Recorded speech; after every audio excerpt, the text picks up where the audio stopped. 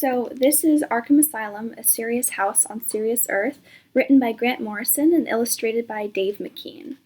So immediately, even just looking at this cover, the art is the most striking thing about this book.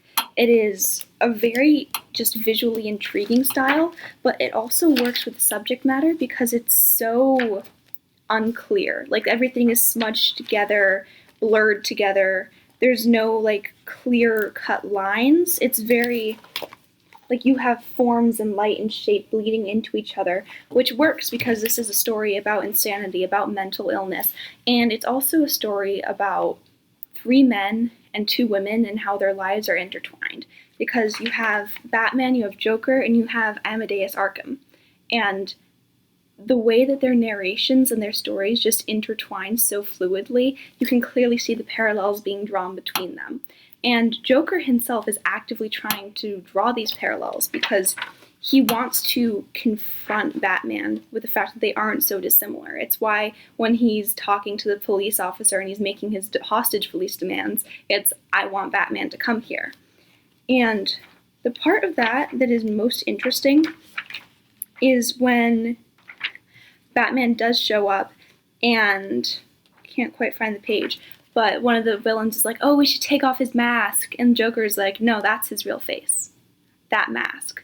Like, he's no different from the rest of us. And later when he brings out the ink blot test, and he asks, like, what do you see?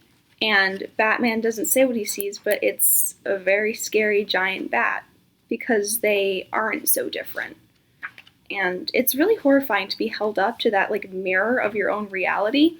And mirrors are another huge, like, recurring piece of symbolism in this. Like, Amadeus, like, when he's starting to go crazy after his wife and daughter are brutally murdered, he covers up all his mirrors. He can't stand to look at himself.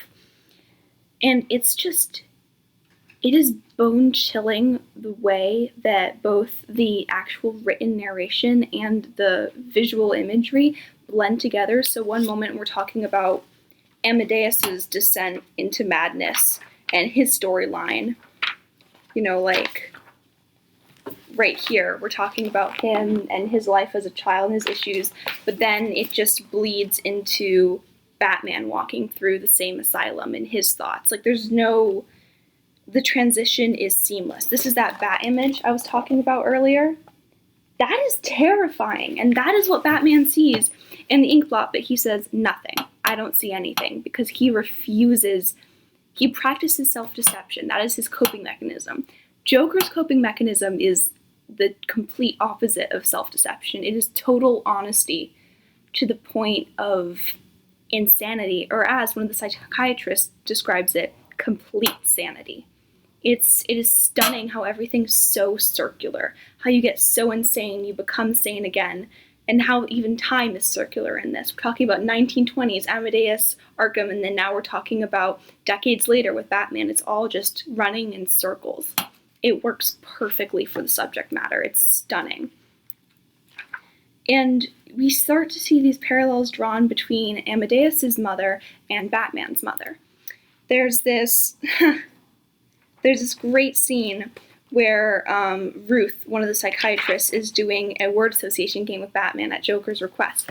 And when she says the word mother, the word that Batman associates with that is pearl.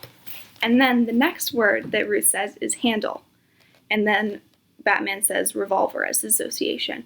But pearl and handle, that is a direct allusion and callback to Amadeus's mother, who actually took her own life with a pearl-handled razor, which, when I first read that earlier, I was like, that's so oddly specific. Like, why are we specifically being told that it's a pearl-handled razor? And then this gets brought back. And it's like, wow, what a difference. But it's not so different, really, because Batman's mother did not take her own life. But the way that he unknowingly has interconnected the two women is so telling and really proves Joker's point, honestly.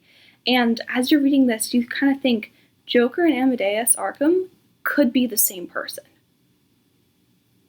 And just realizing that, and just realizing how close any given person is to total insanity, oh my god. And this book just does that so perfectly. It is even like the artwork, because it is so vague and so blurry around the edges, it really could be anything. It's like the entire novel is in and of itself an inkblot test. You know, like I felt like a mental hospital patient reading this. It felt like this book was a mirror being held up to me and my reality and who I was. And I think this is a testament to the power of the graphic novel format, because a lot of people are under the impression that comics are an inherently juvenile format. You know, we think superheroes, Batman, kids, you know, like a lower level of reading comprehension. But when you hire real writers like Grant Morrison and very talented artists like Dave McKean, you get this, a story that is as impactful and complicated and intricate as any great American novel. And I think that this is truly a piece of art. And you can analyze this like you would analyze The Great Gatsby. You know, there's Amadeus, when he's going crazy towards the middle of this novel in his cell, in his prison cell, he actually makes an allusion to Euclid. Try and find that page. When he's, here it is. I pity the poor shades confined to the Euclidean prison that is sanity. That's right there. Which also is very interesting because you have all these like geometric circular shapes. Circles again, like I said. And when I mean that you can analyze this like it's The Great Gatsby, I mean you can be reading this and then you can look up Euclid. You can read about him and what he did, and then you can connect that to the text. Same as when earlier there was an opera that was mentioned, and you can look up that opera, and you can look about like that plot line, how it connects to this one. So it is so dense. There are so many allusions. I mean, Alice in Wonderland is another thread that's run through this. The entire novel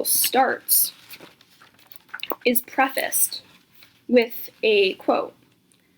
But I don't want to go among mad people, Alice remarked. Oh, you can't help that, said the cat. We're all mad here. And then it goes on a bit. That famous quote from Alice in Wonderland. That's our introduction to this world. And then, of course, Amadeus's daughter is really into Lewis Carroll. And then we have the Mad Hatter who shows up.